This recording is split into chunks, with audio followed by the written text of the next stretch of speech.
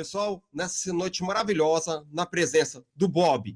Como ele mesmo disse, ele perdeu o nome dele, professor de língua portuguesa, com o livro dele, com a história dele na literatura, nessa arte maravilhosa de realmente a única lei que vai mudar o Brasil é leitura. Então, Bob, se apresente, fale de você. Enfim, o espaço está aberto para você, Bob.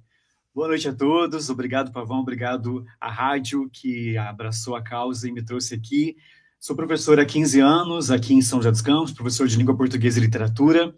E, recentemente, fui petulante e me lancei na literatura com o livro Lápis de Cor, que reúne 66 poemas que escrevi nos últimos anos, principalmente com mais intensidade durante a pandemia.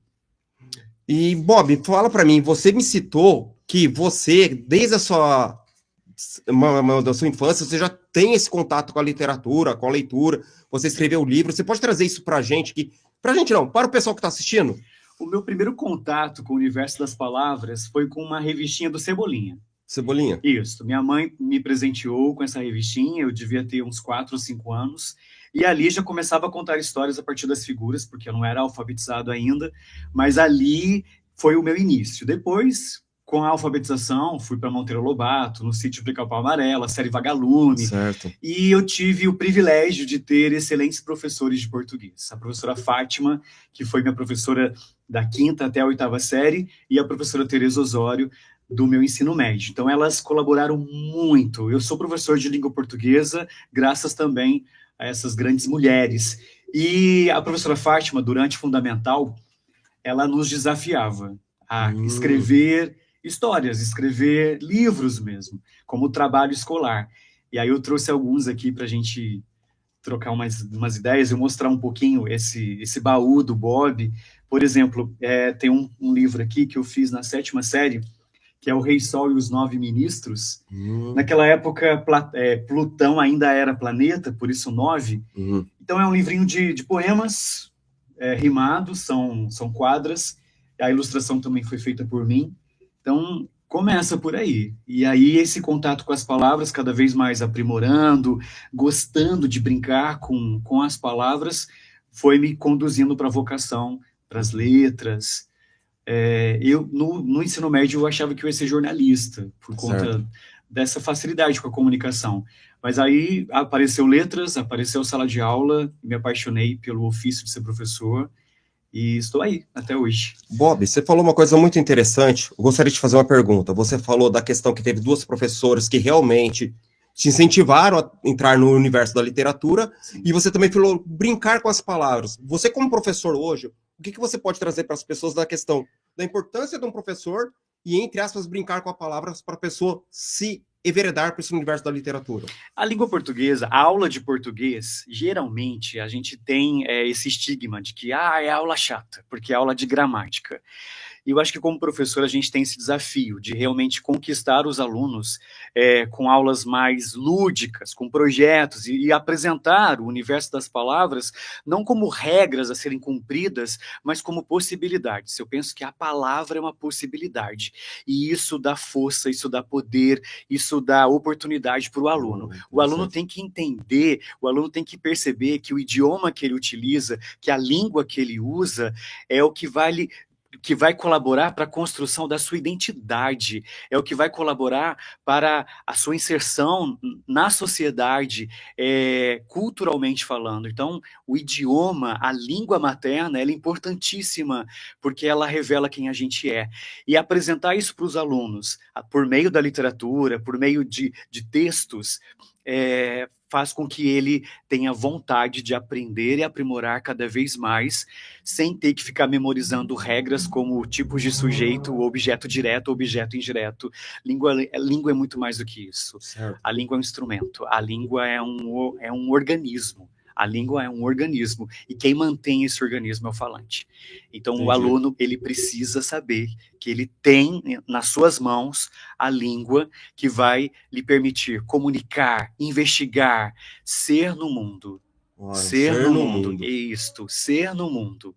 Então, eu acredito muito nisso. E tento trazer isso para as minhas aulas, no Senac, onde atualmente atuo, nos projetos que a gente vai desenvolvendo, como o concurso de poesia e etc.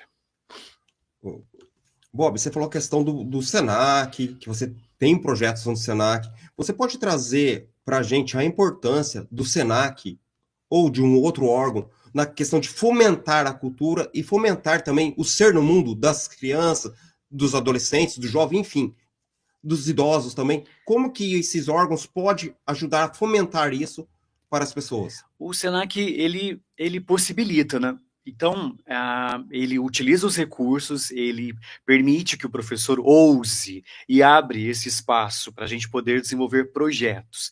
Eu acho que eu posso mostrar isso numa prática. Pois não.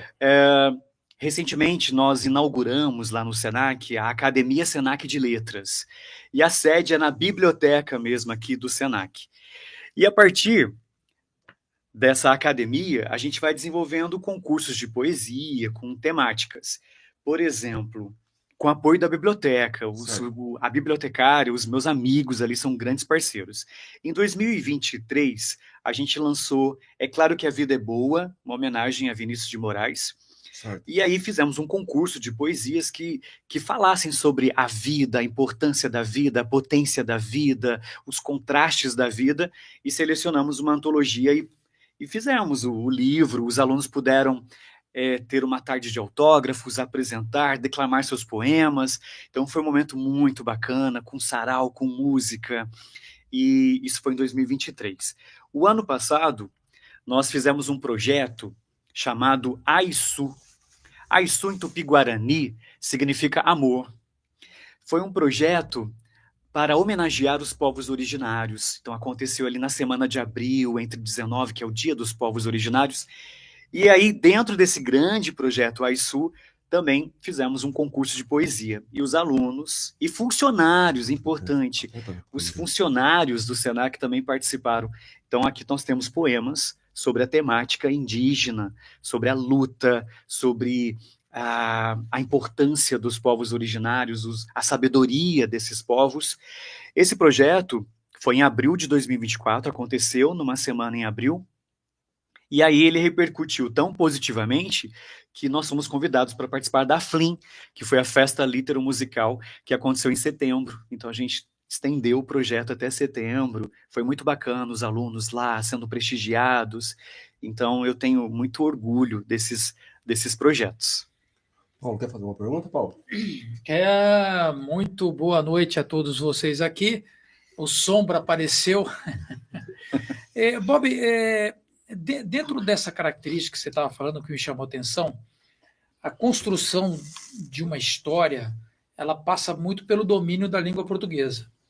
Porque você pode ter um sentimento, você pode ter um pensamento, né, mas se você não tem vocabulário para poder expressar isso, fica difícil.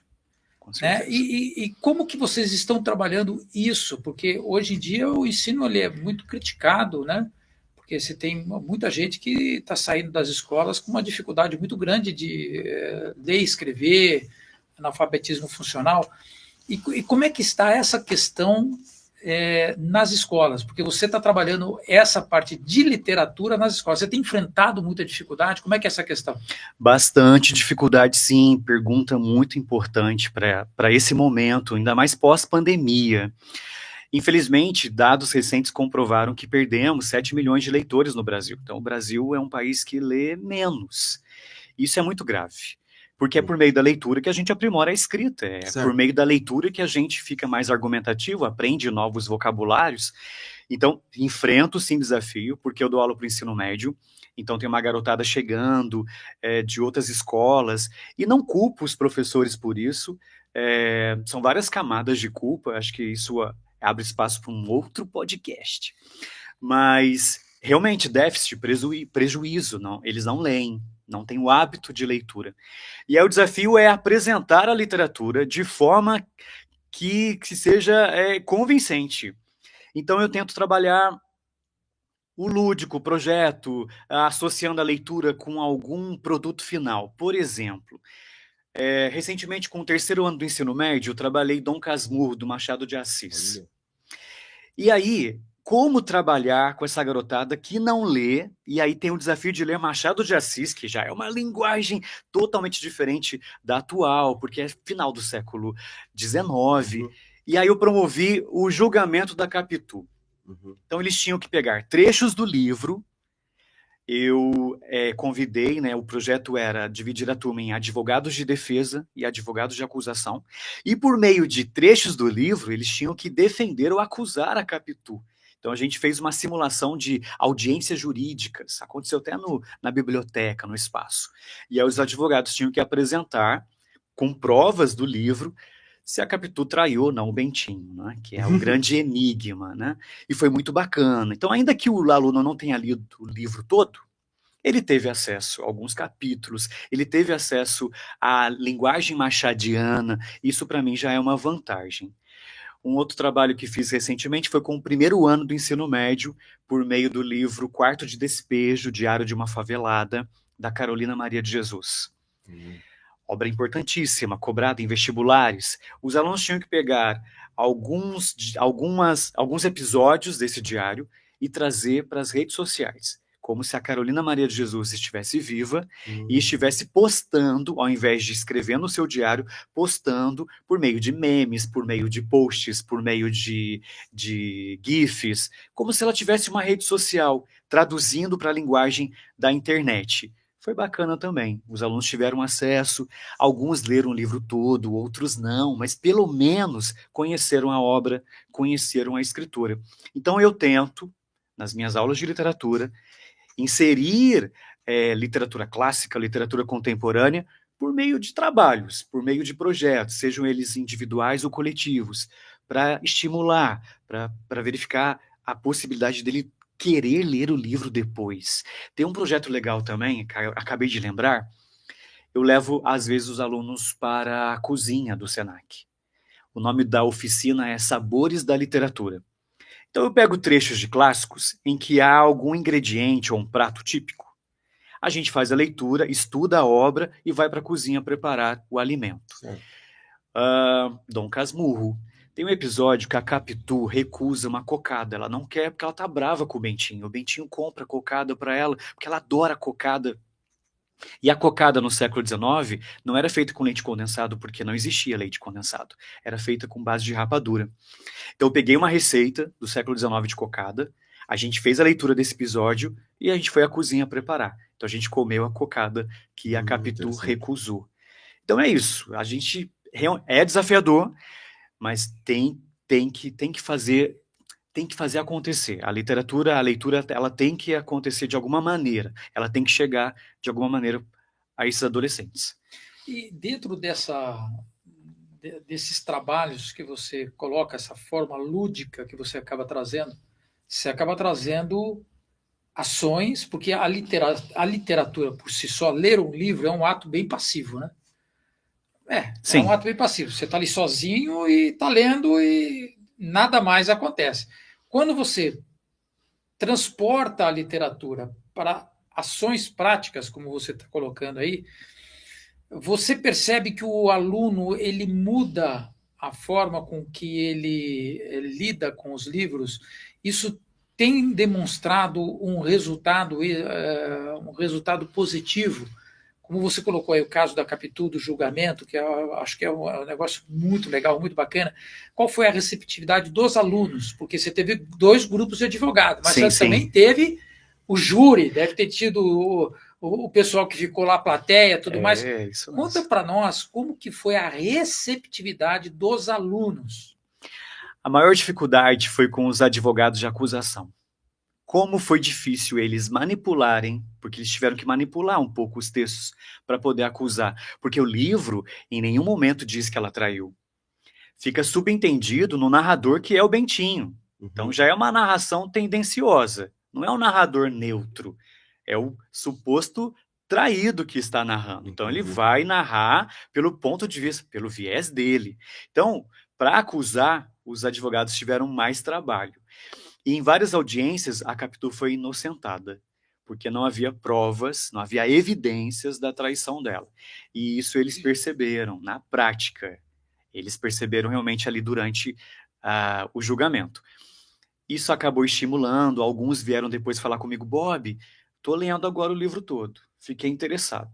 Mesma coisa aconteceu com com O Quarto de Despejo, da Carolina Maria de Jesus, e com outras obras que eu tento trazer para a sala de aula.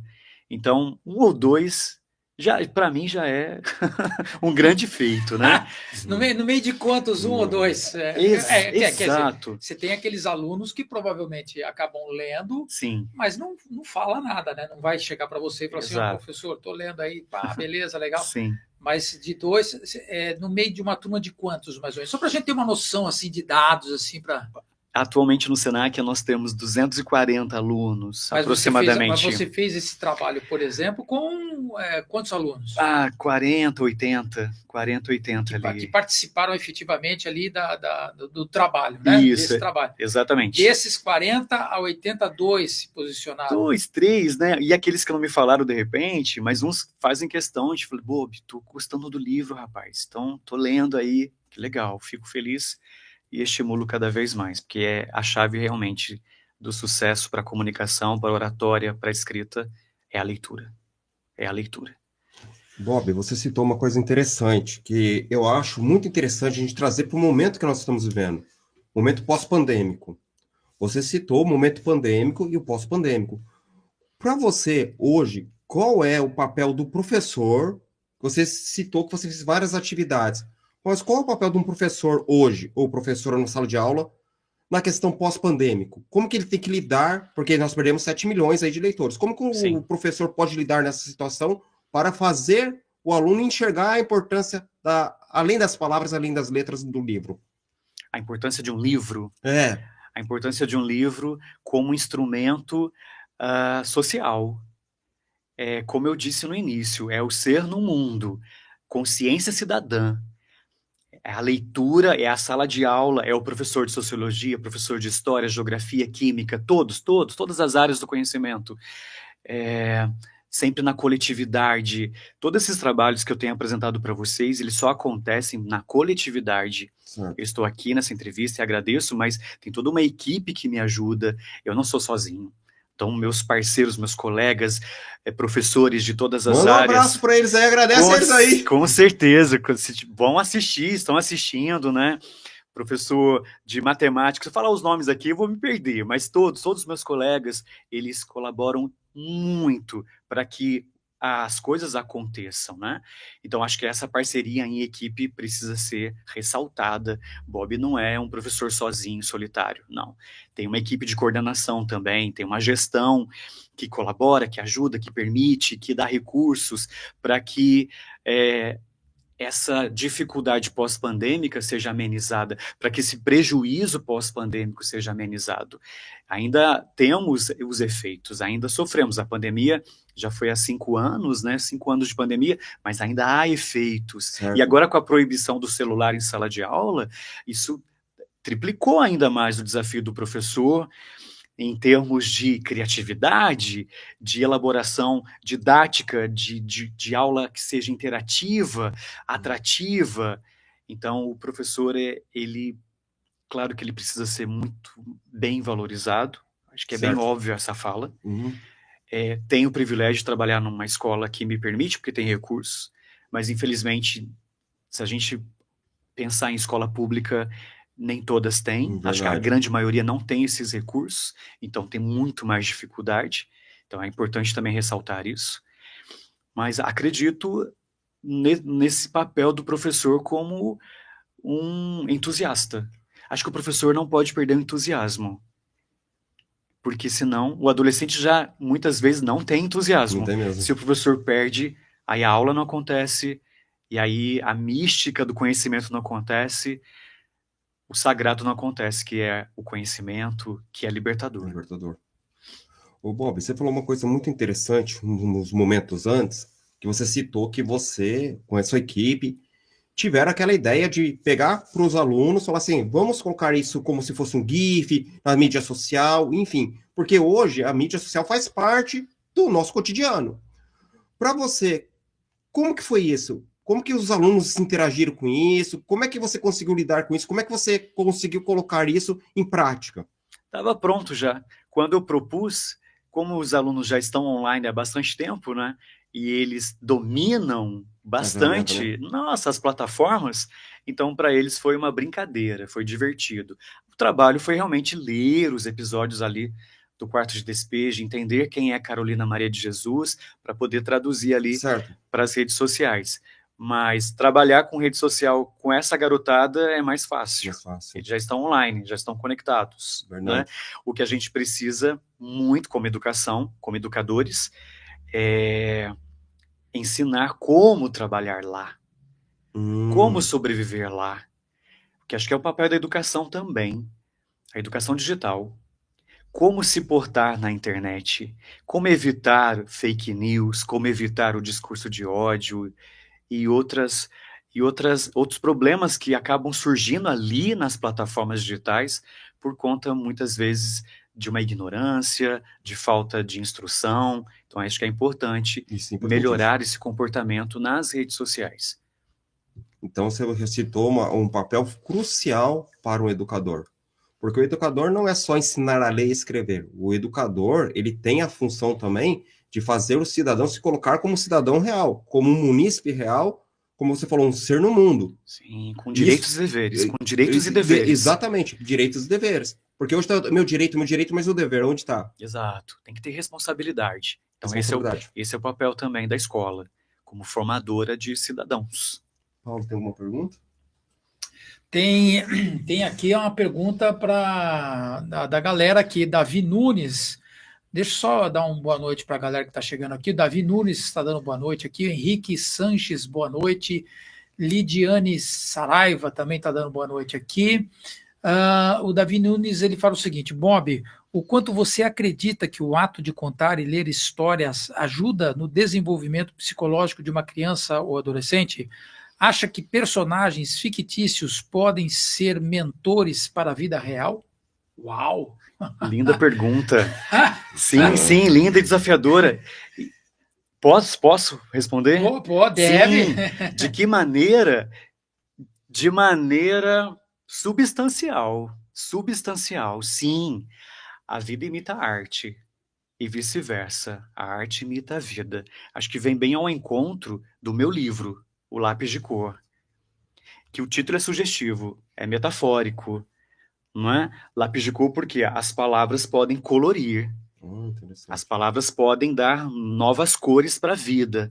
Então, acredito muito que a literatura, que os personagens, que a ficção, ela pode contribuir, sim, para a construção dos afetos.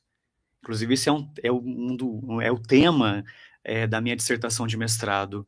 Eu atualmente faço mestrado em Linguística Aplicada na Unital e acredito que a literatura, ela afeta, e essa afetação contribui para o desenvolvimento das emoções, seja qual for, tristeza, raiva, amor, empatia. Então, a literatura tem, sim, essa capacidade de me levar para outro lugar, de me projetar para uma outra vida, para me devolver.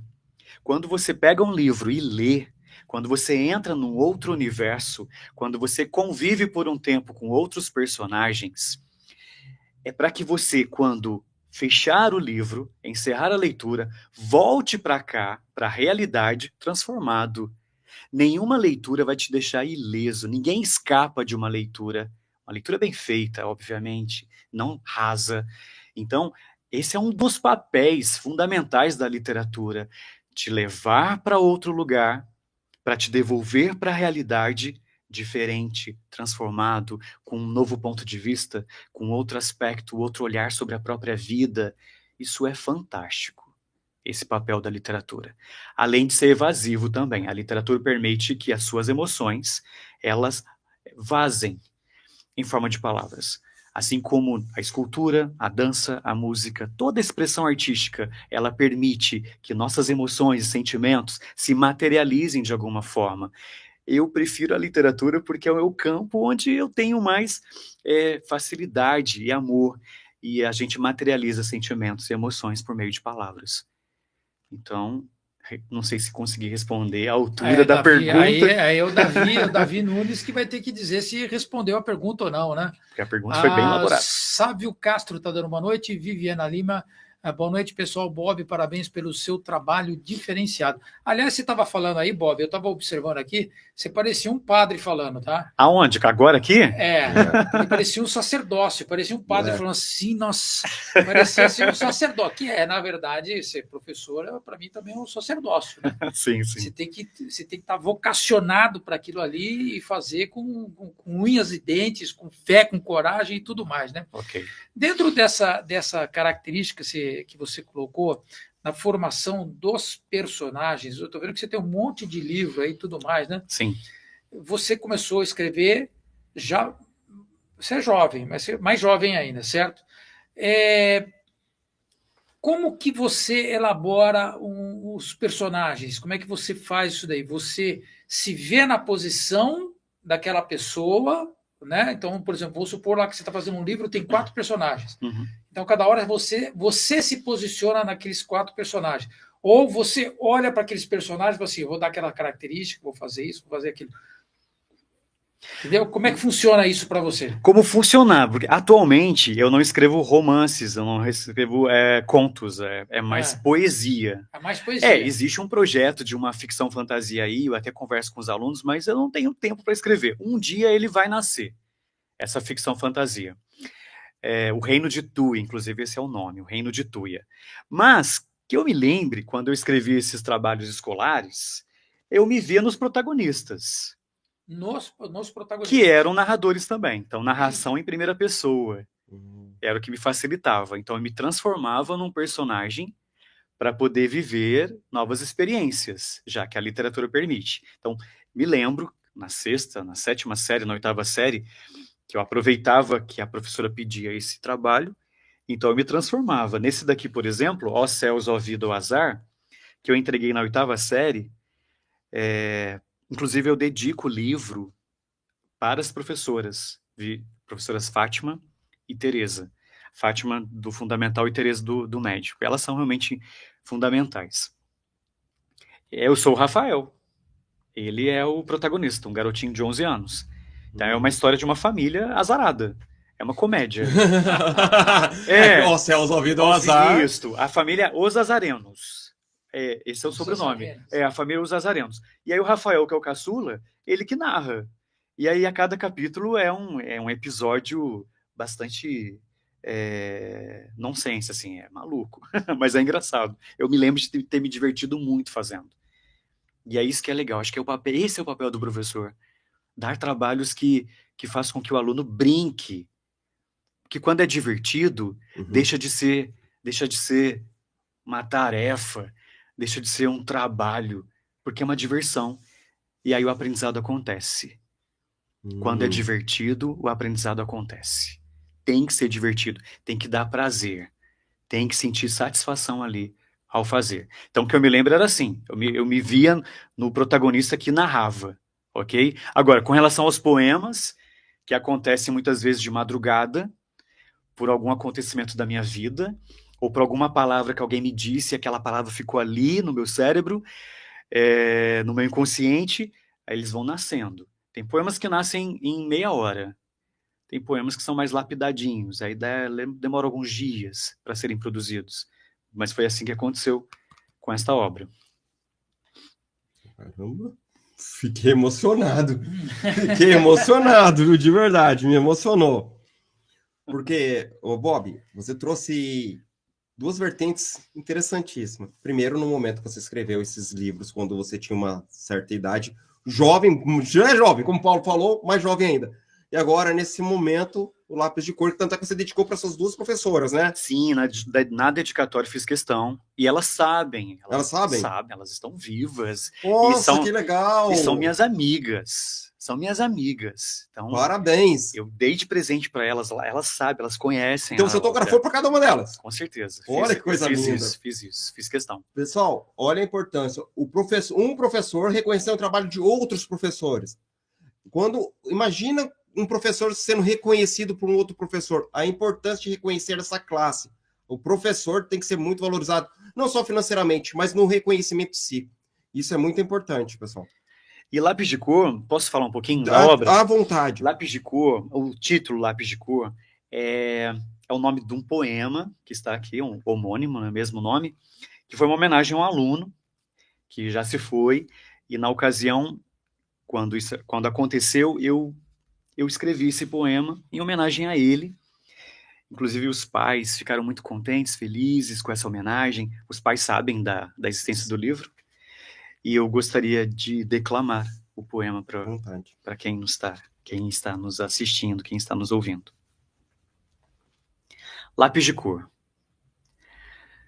Se porventura seu mundo acordar todo gris, se de repente não encontrar um mísero giz, se não alcançar tintas, pincéis ou verniz, se num instante a paleta ficar por um triz, eu empresto meus lápis de cor.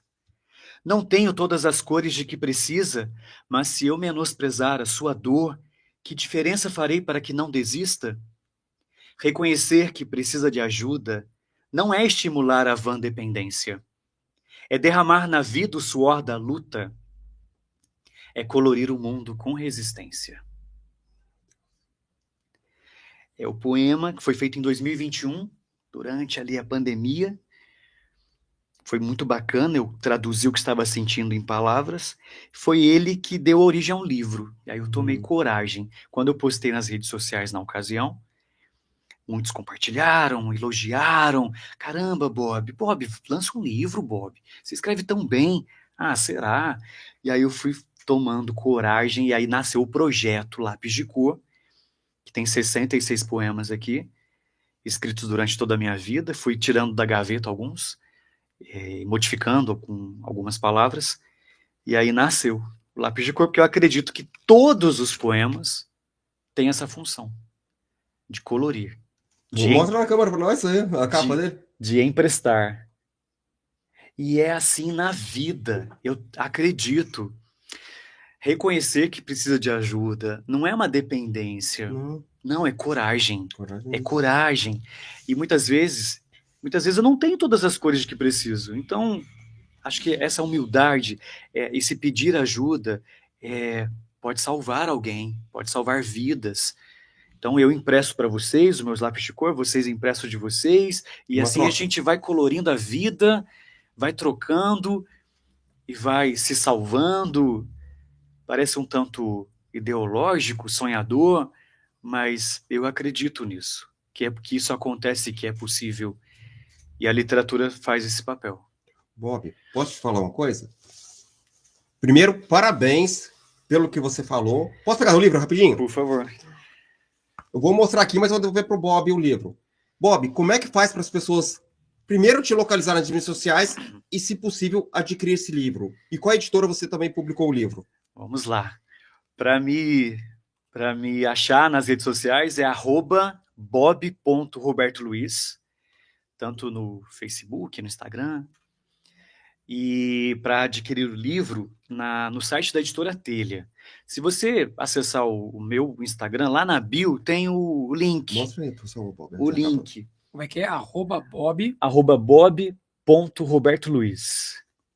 Roberto Luiz. E aí lá na bio, no Instagram, tem o link que vai direto pro site, aí você adquire a Editora Telha, lápis de cor, Roberto Luiz Bob. Eu fiz questão que a editora colocasse o Bob. Então, virou minha marca. Bob foi você mesmo que pediu para a editora colocar? Sim, a editora ia colocar meu nome completo, né? Aí eu pedi para ela, não, insira o Bob, porque tá aparecendo lá, vai aparecer lá na... bacana. Tela lá. Pronto, lá está o Bobzinho.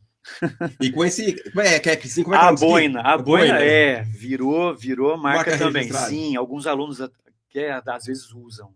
Virou a marca. Nem me reconhece sem boina. Parece negócio de gato, né? Eu tenho 3 gatos. Eu sou pai de 3 gatos. Meu Deus! A Capitu, em homenagem ao Dom Casmurro de Machado de Assis. A Capitu, o Bentinho e a Sancha. São 3? 3 gatos. Meu eu sou Deus. pai deles. Mas, são 3 gatos, mas a Capitu é gato ou é gata? Gata. Gata? Tem 2 gatas e um gato. A Capitu e a Sancha são fêmeas.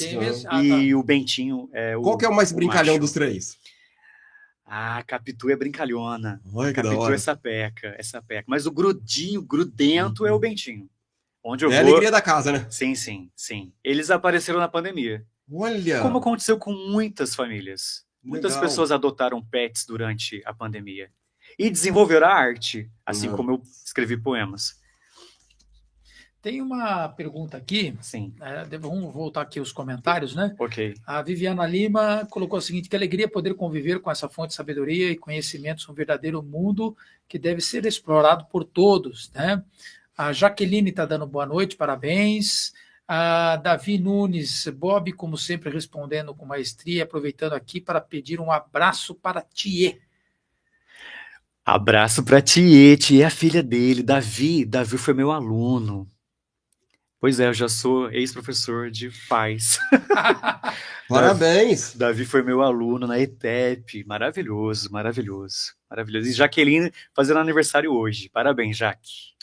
A Viviane está perguntando aqui, Viviana está perguntando assim, Bob, como você analisa a imersão do interesse e prazer da literatura mediante a concorrência das tecnologias e as IAs, inteligência artificial? Há um movimento, e esse movimento aconteceu bastante, mais uma vez voltando à pandemia, né? Porque a pandemia intensificou, as pessoas ficaram mais online, usaram mais as tecnologias.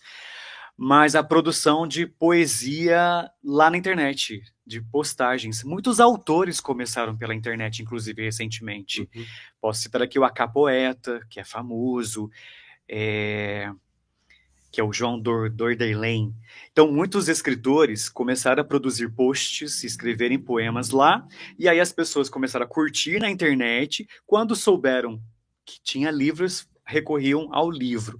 Então, eu acredito que a internet, as tecnologias, quando bem utilizadas, podem ser amigas, podem ser parceiras para a literatura convencional, a tradicional, que é no livro impresso.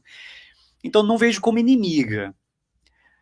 Porém, há contrapontos, né? O vício na internet, de repente, a permanência constante nas telas pode impedir de fazer leituras mais profundas, porque a literatura, ela pede desaceleração. Certo.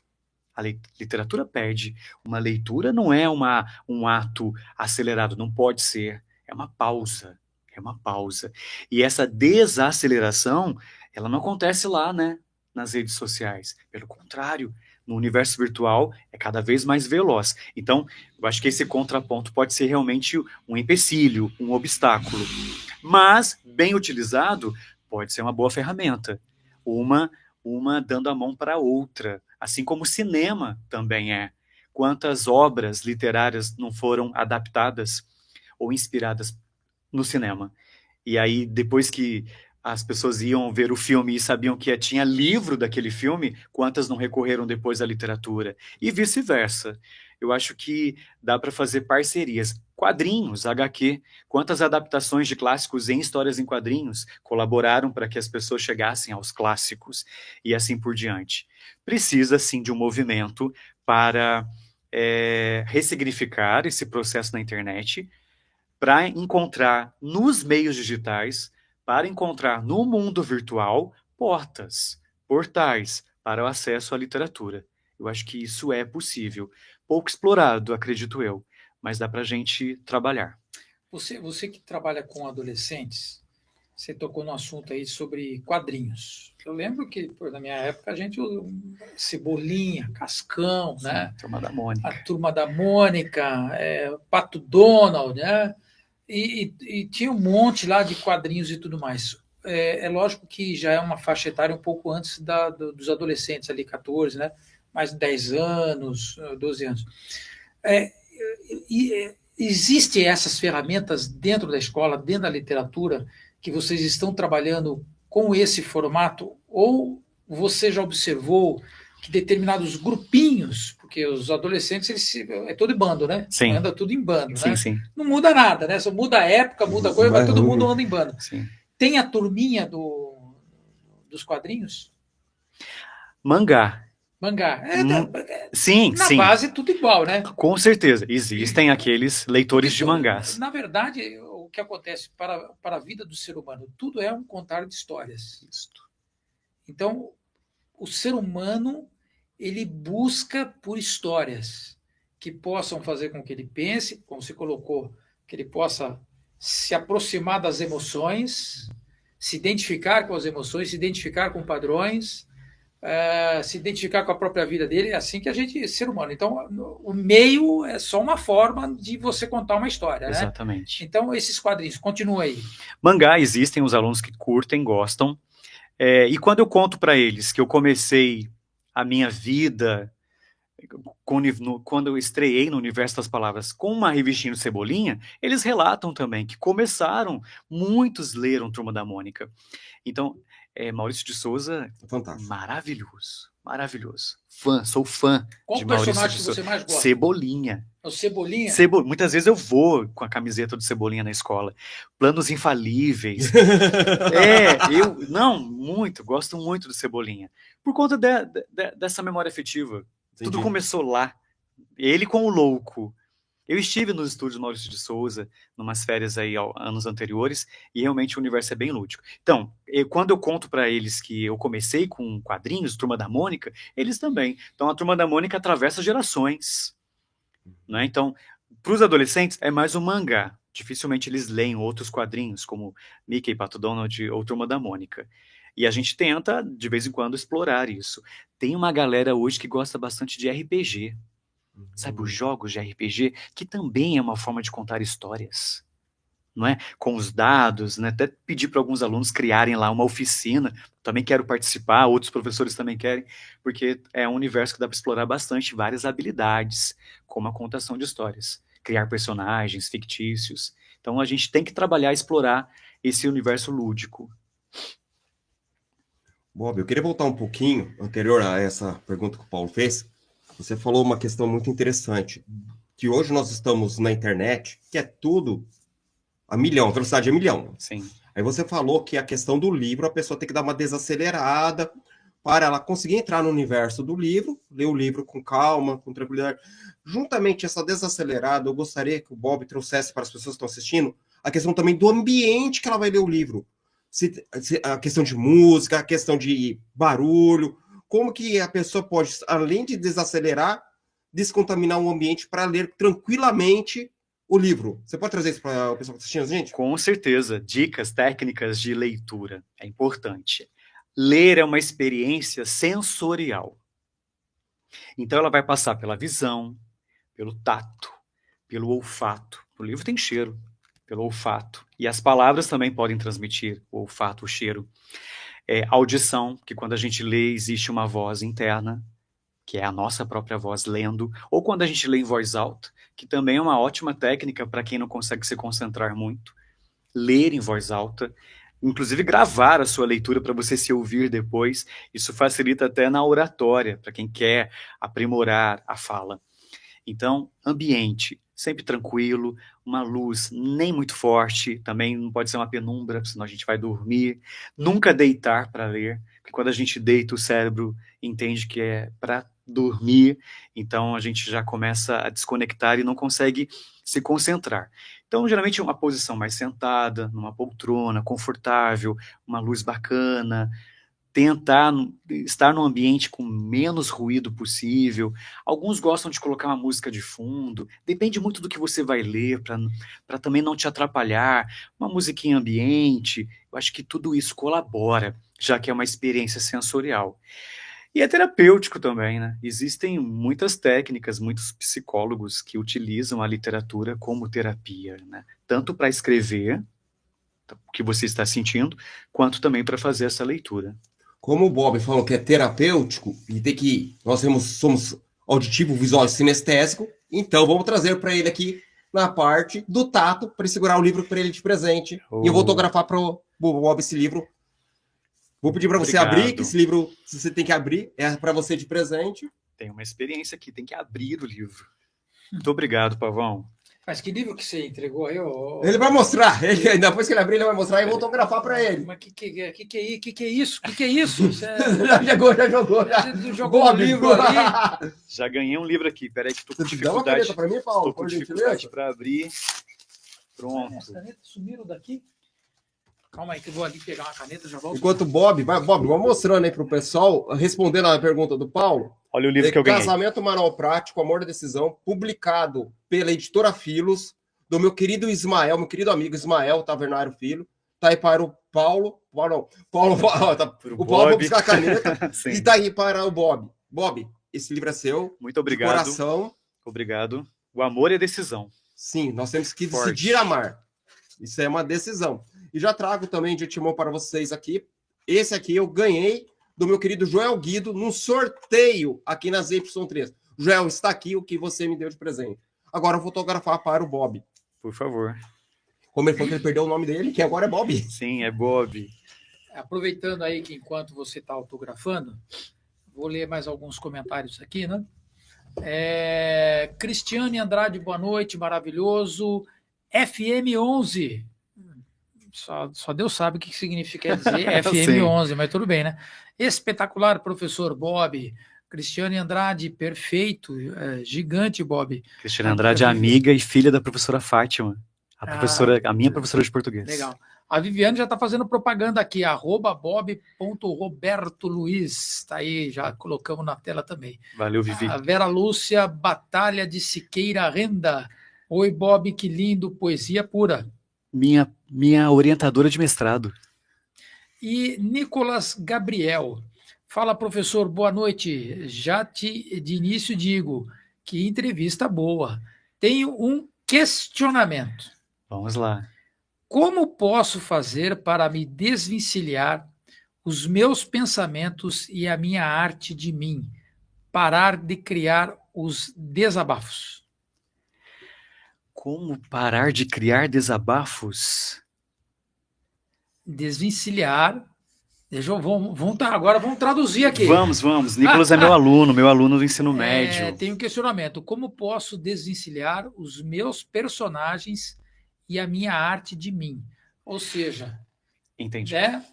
Porque ele está usando aqui, eu imagino isso, né? Porque a gente vai fazer uma interpretação de texto aqui. Eu estou imaginando que ele cria personagens, que ele acaba fazendo desabafo, mas ele fica preso naquele personagem. Sim. Como tornar a neutralidade, né? Como não se envolver tanto nessa criação literária? Isso requer experiência e tempo. Eu acredito que é impossível a neutralidade 100%.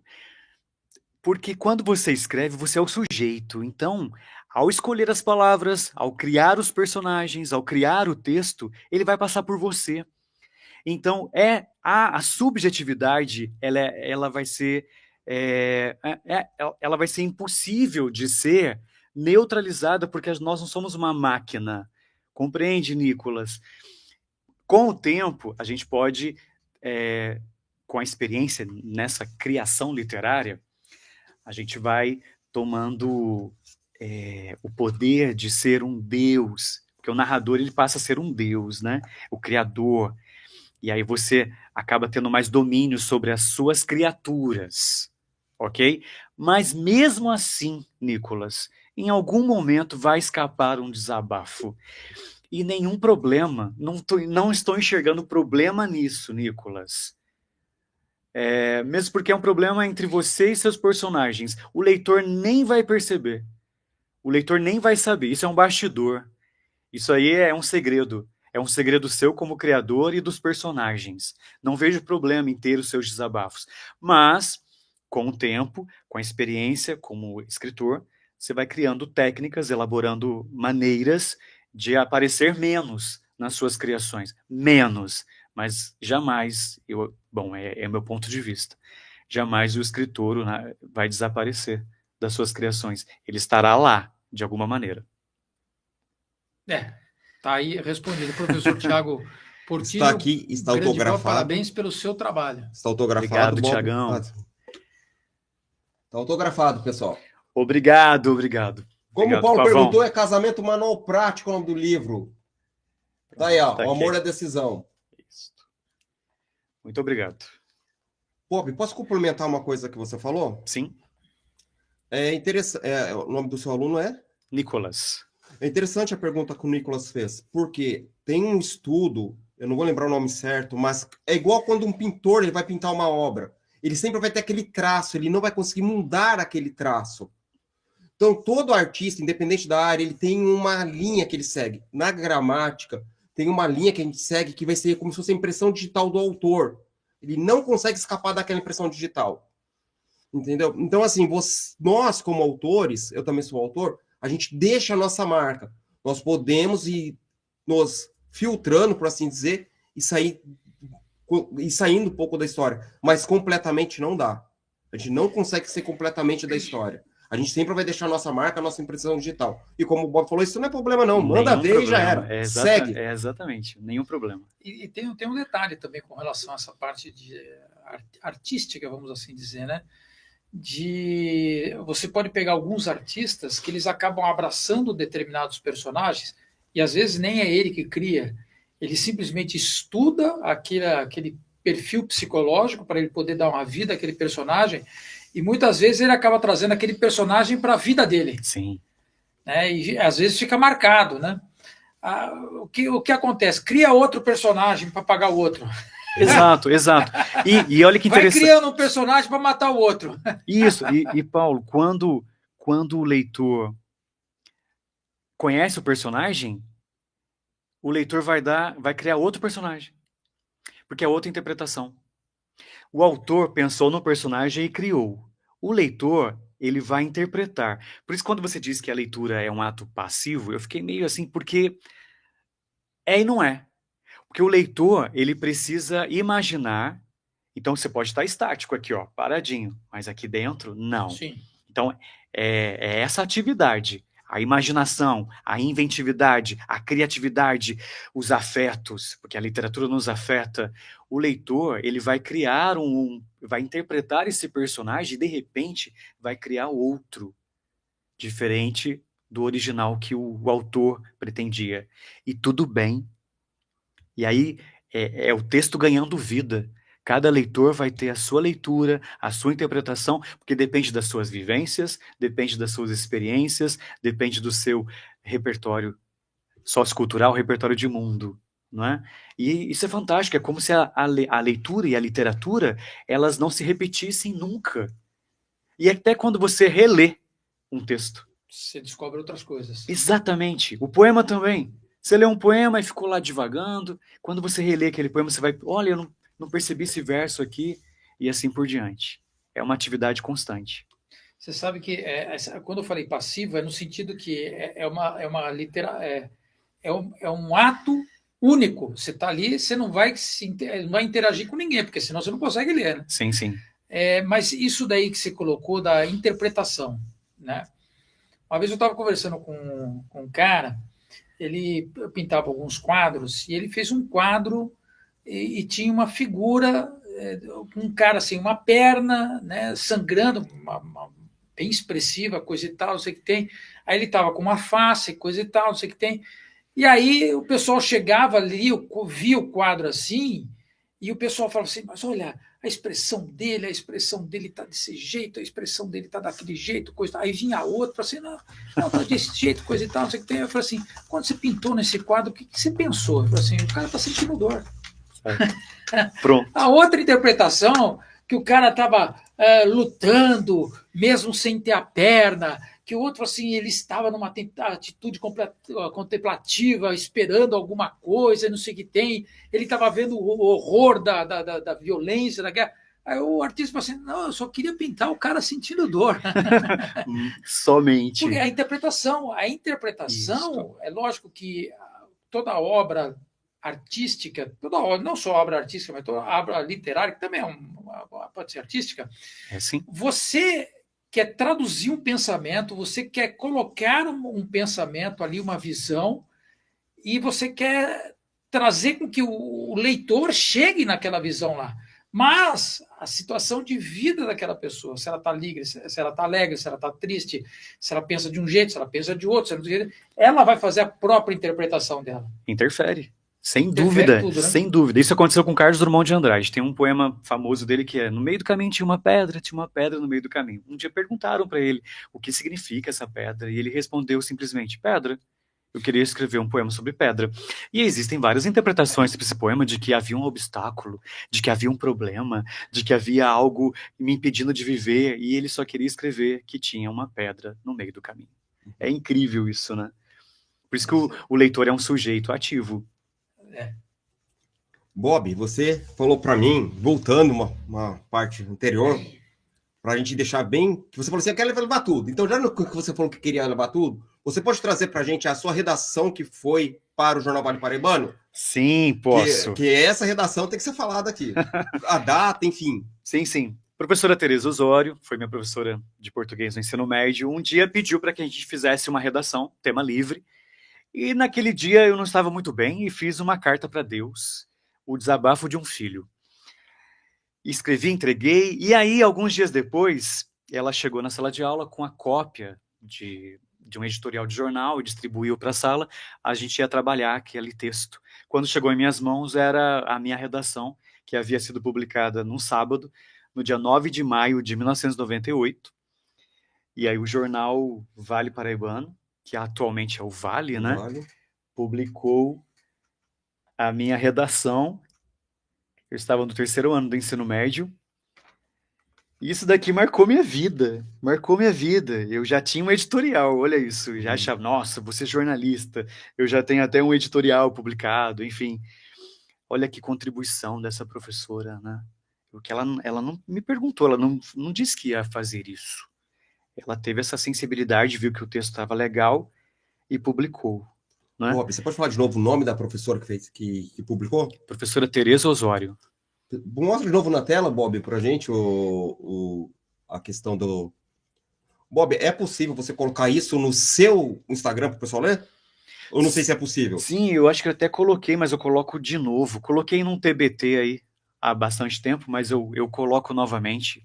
Sem problemas eu postar. E esse texto fala especificamente sobre o quê? Sobre aquele dia, né? É um desabafo da... Eu posso ler aqui rapidamente. Vontade. Acho que vontade. É, o desabafo de um filho. Eu tinha 17 anos. Hoje acordei como que renascendo de um mundo cruel e inescrupuloso. Decidi, pelo menos hoje, me desligar deste planeta tão bonito e ao mesmo tempo tão hipócrita. Por que hipócrita? Ora, omitir que vivemos num mundo onde a violência tomou posse do ser humano é como esconder nossas próprias virtudes. Ligo a TV e o que vejo? Indígena morrendo queimado por adolescentes insensíveis. Pais sendo assassinados pela própria criação, país em pé de guerra, deixando seus habitantes à mercê da morte e destruição, jovens trocando suas vidas por bebida, mães abandonando filhos, crianças trabalhando como escravos, sem perspectiva de vida. E por falar nesse sentimento, como conjugá-lo se só há espaço para dor e tristeza? Ontem meu irmão foi assaltado, ele tem apenas 13 anos, que é um relato, realmente, aconteceu. Fico imaginando o que deve se passar na mente de uma criança que de repente se vê cercado por outras 2 crianças armadas que pedem violentamente que lhe deem sua camisa ou seu boné. E o que deveria ter levado aquelas 2 crianças a agirem tão irracionalmente? O quê? A fome, o frio ou o simples ato de roubar? Mas, apesar de tudo, aí sempre haverá uma luz no fim do túnel. Basta olharmos um pouco mais para o próximo e veremos que no brilho dos seus olhos encontramos esperança. É muito legal reencontrar esse texto. Amor e principalmente fé. E é essa fé que eu encontro, e é nessa fé que eu encontro forças para continuar lutando, forças para vencer. Não é, meu Deus, eu te amo, Pai. Assinado Roberto Luiz, estudante de São José dos Campos. Estudei na Escola Maria Luísa, escola pública aqui. Parabéns. Ali de Santana. Muito legal. É um desabafo.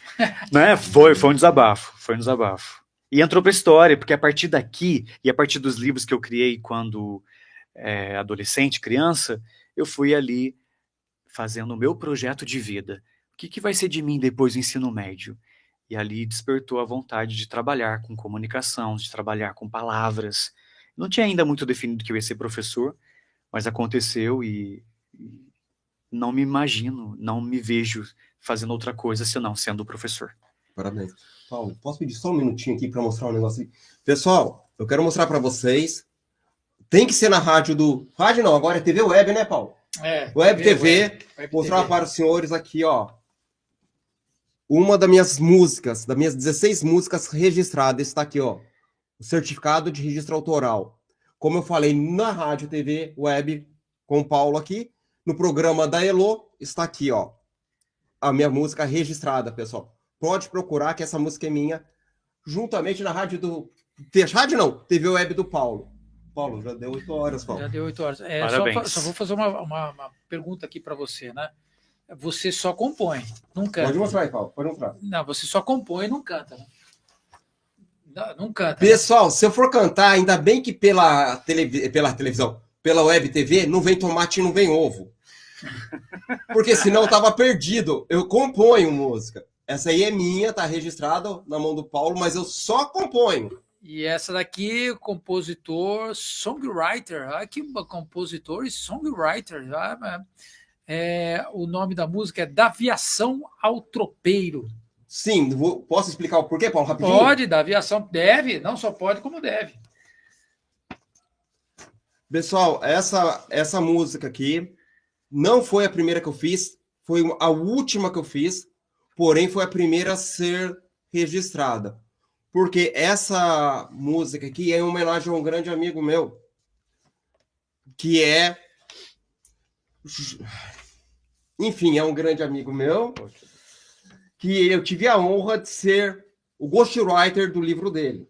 Então, através do conhecimento que eu tive, que é Jerônimo Nunes da Costa, que esse livro vai ser publicado daqui 30 dias, vai estar nas prateleiras, e foi através do conhecimento que eu tive com ele, porque ele é o pai, o herói do tropeirismo no Brasil, ele é o fundador do tropeirismo no Brasil.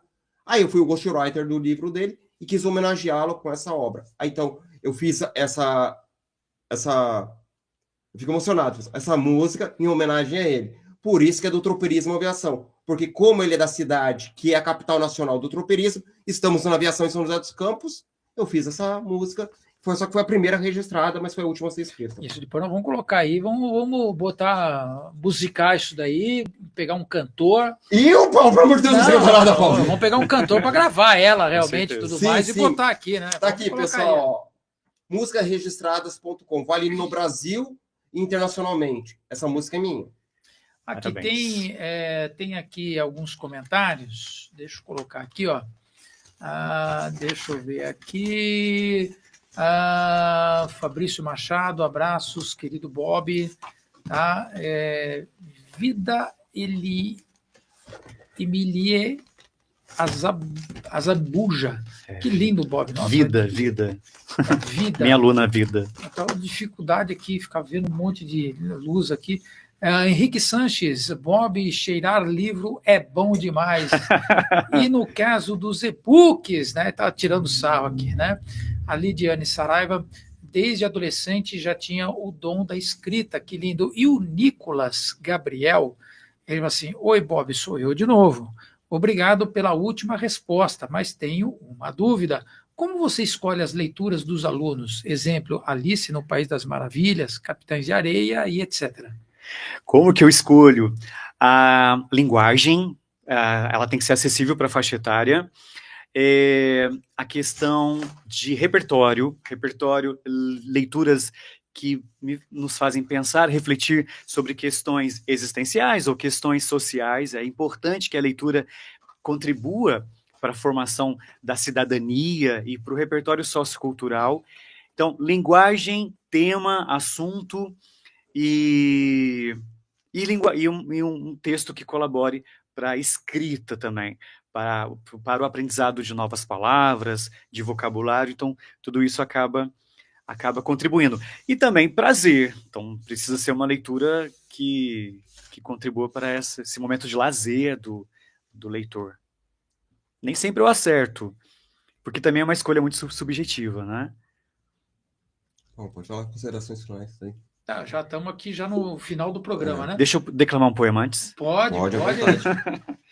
Para finalizar, já agradecendo essa oportunidade para a Web TV, para o Pavão. Amor no pote. Está na colher lambuzada de doce que a mãe usou para fazer a receita. Está no colo da avó quando de noite você ganha um cafuné e se deleita. Está na música do pai feito criança, cantarolando o bom e velho refrão. Está no riso colorido de lembrança da história contada pelo seu irmão. Está na mensagem às 4 da tarde, do amigo lhe desejando mais vida. Está no cheiro que inspira, invade, desperta a alma para o café da tia. Está ali, atrás da cortina do tempo, escondido no vão das apressadas horas, nas entrelinhas escrevendo crônicas de epifanias disfarçadas. Amor no pote. É isso daí. Estamos chegando ao final aqui, né, Sim. Anderson? Foi. Anderson, estamos chegando no final aqui. Você que está acompanhando aí, você pode se inscrever no canal, né? Vários outros compositores, artistas acabam passando aqui nas Y3 e você pode nos ajudar muito divulgando. Então, essa live vai ficar gravada lá no X, né? O antigo Twitter, também vai ficar lá no YouTube, e tá no Instagram do Anderson Pavão, se depois você vai subir lá ou não? Pode mandar ver, pode já Então subir. vai subir lá depois, tá? Então, curta, comente, compartilhe, se inscreva no canal aí, tá? Você pode pegar ali também, tem a ferramenta Clip do YouTube, né? Se você gostou de um pedacinho e quer mandar para alguém, você vai lá na ferramenta Clip do YouTube, recorta aqueles 60 segundos no máximo e manda para uma pessoa. Se não gostou, você recorta um pedaço daquele que você não gostou e manda para o seu inimigo, mas faz alguma coisa aí, tá ok? Sim. Anderson, não, Bob, suas considerações finais. Obrigado mais uma vez e acreditem nos seus sonhos, acreditem no seu talento, acreditem na literatura, busquem esse refúgio. A literatura ela é capaz de te transformar, a literatura tem essa capacidade de te levar para outros lugares, a literatura tem a capacidade dessa fomentação de quem você é, da construção da sua identidade, do seu ser no mundo. Acreditar nas palavras, acreditar na poesia. A poesia ela pode salvar vidas, a arte pode salvar vidas. Então acreditar realmente, diria Ferreira Goulart, uma frase bem clichê que todo mundo acaba utilizando, mas eu acho que cabe. A arte existe porque a vida não basta. E é por isso que eu sou poeta, e é por isso que eu tenho essa ousadia de ser escritor, e é também por isso que eu sou professor. Mostra pra gente a capa do seu livro aí, por gentileza. E diz seu Instagram. Calma aí. Aqui, pronto. @bob.robertoluiz, lápis de cor. Perfeito. Suas últimas palavras aí? As últimas palavras de hoje, né? De hoje, né? De hoje, né? Paulo, obrigado. Pessoal, assista Web TV. Ah, antes de mais nada, Paulo, como é que é o seu bordão lá que você fala? Fala pro pessoal aí. Web TV, como é que é? ZY3, a sua rádio digital ao redor do mundo. Que agora não é mais rádio digital, agora é Web TV, né? A sua Web TV ao redor do mundo. Só tenho a agradecer, pessoal, ao Bob, por ele ter aceito esse convite. Me senti extremamente honrado por você estar aqui. Agradecer ao Paulo, agradecer a maravilhosa Elô, agradecer ao Joel Guido e agradecer realmente ao melhor sombra do Brasil, Paulo Capelletti. Sombra. E que Deus abençoe a todos. É isso daí. E amanhã, às 19 horas, nós teremos o programa aqui em foco com a Elô, como você estava falando, né? Vai ter um programa aqui que vai ter uma pessoa que vai falar algo assim, histórias que você vai se emocionar. Foi o que a Elô falou para mim. Sim, para mim também. Amanhã, aqui na ZY3, né, nós teremos aqui o programa com a Elô. E depois, mais tarde, nós teremos Inteligência EA2, que fala sobre casais. Se eu fosse você, tivesse de bobeira aí na internet, sem fazer nada, tá só rodando o feed, né? Rodando o feed ali, tal coisa, entra lá que você vai ficar ali impactado com essas duas lives, ok? Um abraço e até amanhã, se Deus assim permitir. Fui!